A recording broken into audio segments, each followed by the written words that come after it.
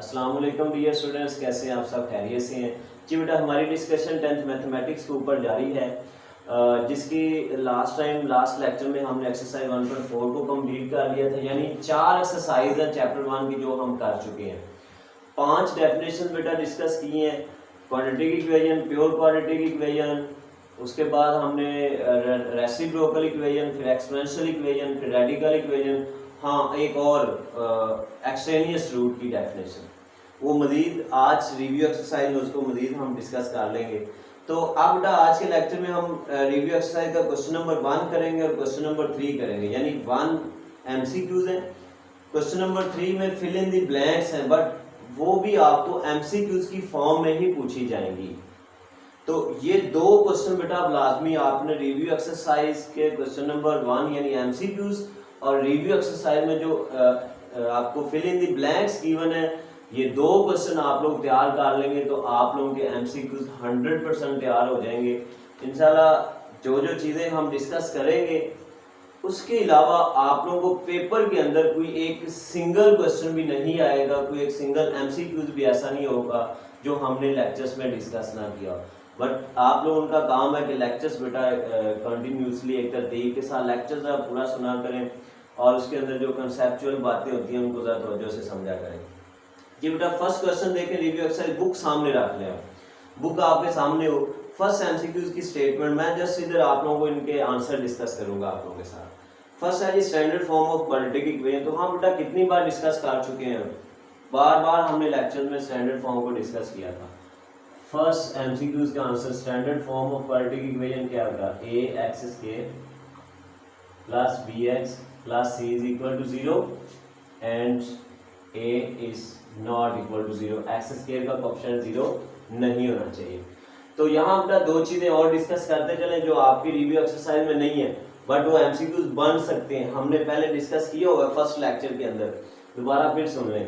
पहली चीज बेटा कि a 0 क्यों नहीं होना चाहिए। अगर a 0 हो जाएगा तो एक्स स्क्वायर जब 0 से मल्टीप्लाई होगा तो ये 0 हो जाएगा, हमारे पास बाकी क्या बचेगा? bx plus c is equal 0। तो ये हमारे पास बन जाएगी लीनियर इक्वेशन। कौन सी इक्वेशन आ जाएगी जी? Linear equation. यानी इसमें x की पावर अब 1 रह जाएगी, इसकी डिग्री 1 हो जाएगी।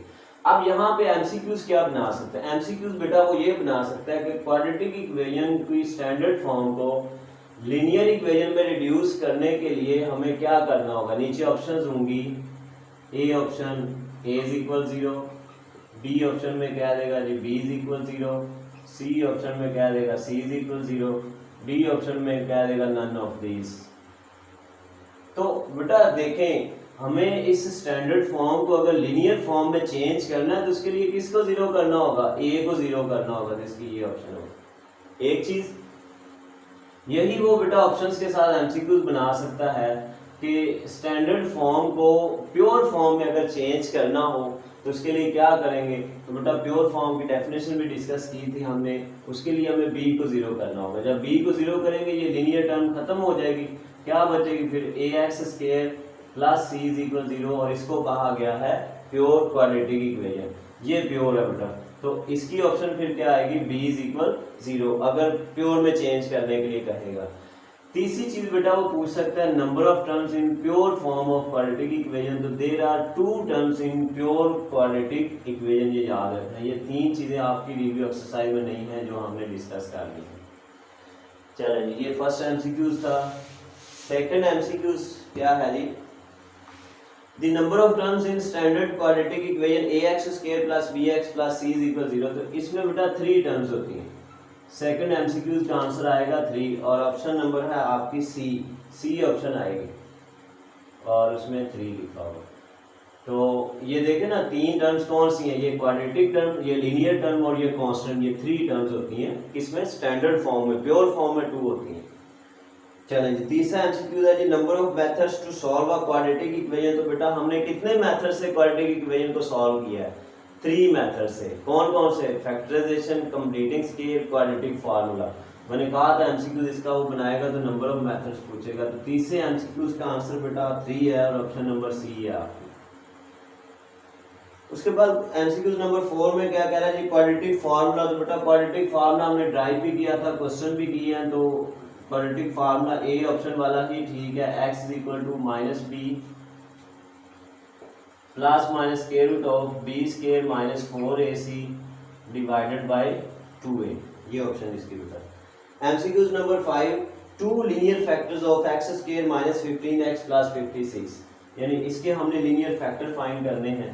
तो इसको यहाँ पे हम प्रॉपर सॉल्व कर लेते हैं। एमसीक्यूज नंबर 5 को, x square minus 15x plus 56, इसको फैक्टराइज करना है तो हमारे पास फैक्टर आ जाएंगे। तो इसकी मिडिल टर्म को बेटा ब्रेक करना है, उसके लिए माइनस है तो नीचे भी माइनस आ जाएगा, फिर अगली टर्म के लिए माइनस प्लस माइनस, दूसरी टर्म भी माइनस में, और एंड पे प्लस 56 ऐसे ही आ जाएगा। अब तो यहाँ पे तो ऐसे नंबर लिखने हैं जिनको माइनस इंटू माइनस क्या होता है, प्लस होता है। तो प्लस करने से 15 आए और यहाँ पे 1 है तो मल्टीप्लाई करने से 56 आए। तो बेटा 8 7s are 56 और 8 प्लस 7 15, 8x और 7x। यहाँ बेटा इनमें से x कॉमन लें तो x माइनस 8 आ जाएगा, यहाँ से 7 कॉमन आएगा, x minus plus minus 7 8 are 56। तो x minus 8 into x minus 7, तो फैक्टर क्या आएगा बेटा, x minus 7 and x minus 8, और ये कौन सी ऑप्शन है बेटा, ये ऑप्शन नंबर सी है, ठीक है, सी ऑप्शन इसकी ठीक है बेटा।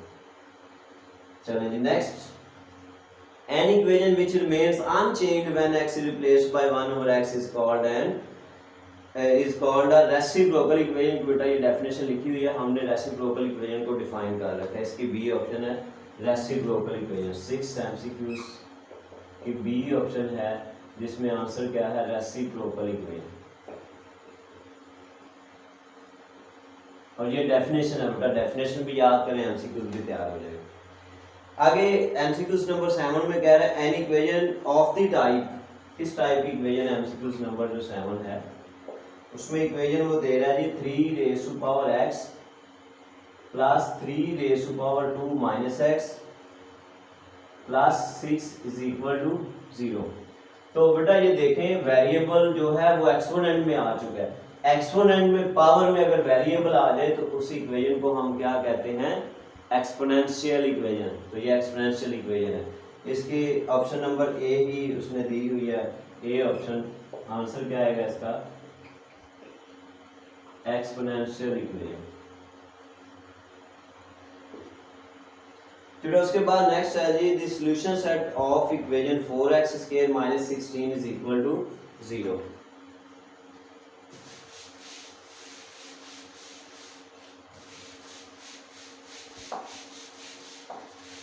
छोटा एमसीक्यूज नंबर 8, सॉल्यूशन सेट पूछता है 4x square minus 16 is equal 0। जी बेटा इसको हम क्या करेंगे, सॉल्व करते हैं। माइनस 16 को अगर उधर ले जाएं प्लस 16 हो जाएगा, 4 मल्टीप्लाई हो रहा है दूसरी साइड में लेके जाएंगे डिवाइड हो जाएगा, एक्स स्क्वायर 4 1 4 4 4 16 क्या आएगा 4, फिर स्क्वायर खत्म करने के लिए स्क्वायर रूट लेंगे तो वैल्यू के साथ प्लस माइनस b आएगा, ये cancel, x equal plus minus 4 का स्क्वायर रूट 2। अब बेटा इसकी ऑप्शन वो इस तरह दे सकता है, अक्सर ऐसे देता है बेटा। तो ये दी हुई है ऐसे इस बुक पे, कुछ बुक्स पे चेंज भी कर दी, बट वो इस तरह बेटा एमसीक्यू बना सकता है। यानी इसकी वो सी ऑप्शन दे रहा है प्लस माइनस 2 और डी ऑप्शन में जस्ट प्लस माइनस 2 लिखा हुआ है। अब इनमें क्या फर्क है बेटा, कौन सा आंसर आएगा? अच्छा उसके लिए स्टेटमेंट पे गौर करो, उसने पूछा होगा सॉल्यूशन सेट। ये बेटा रूट्स हैं, ये रूट्स हैं इक्वेशन के, बट हम इसको सेट का नाम नहीं दे सकते। क्यों नहीं दे सकते? क्योंकि हमने सेट को डिफाइन जब करते हैं तो हम क्या कहते हैं, सेट को हमेशा किस ब्रैकेट में लिखा जाता है, कर्ली ब्रैकेट में। टेबुलर फॉर्म में अंदर जब भी सेट को लिखा जाता है तो एलिमेंट्स को कर्ली ब्रैकेट के अंदर जब तक हम इनक्लोज नहीं कर देते, बंद नहीं कर देते, हम उसको सेट का नाम नहीं दे सकते। इसलिए ये सेट नहीं है, ये सेट है, ये इसकी ऑप्शन शुरू होगी, इस चीज का ख्याल करना। नेक्स्ट लास्ट एमसीक्यू में बेटा उसने कहा है an equation of the form, last MCQ जो दे रहा है 9 वाला, इक्वेशन लिखी हुई है किस फॉर्म की है? इक्वेशन है 2x power 4 minus 3x power 3 plus 7x square minus 3x plus 2। Is equal 0। अब बेटा देखें, हमने जब रेसिप्रोकल इक्वेशन को डिफाइन किया था तो उसकी पहचान हमने डिस्कस की थी एक्सरसाइज 1.3 के क्वेश्चन नंबर 10 और 11 में। पहचान क्या थी बेटा, मैंने कहा बताया था, पावर 4 से स्टार्ट होगी, कंसेक्टिवली पावर कम होती जाएगी, यानी मुसलसल एक एक करके 4 के बाद 3, 3 के बाद 2, 2 के बाद 1 और कांस्टेंट इक्वल में 0। एक चीज, दूसरी चीज थी कि फर्स्ट और लास्ट नंबर सेम होगा, 2 2, सेकंड और सेकंड लास्ट भी सेम होगा। तो ये दोनों चीजें बेटा सेटिस्फाइड हो रही हैं। तो ये कौन सी इक्वेशन है, रेसिप्रोकल इक्वेशन, इसका ए ऑप्शन इसकी आएगी। ये बेटा एमसीक्यू से। अब आ जाए क्वेश्चन नंबर 3 के ऊपर, फिल इन द ब्लैंक्स को हम डिस्कस करते हैं।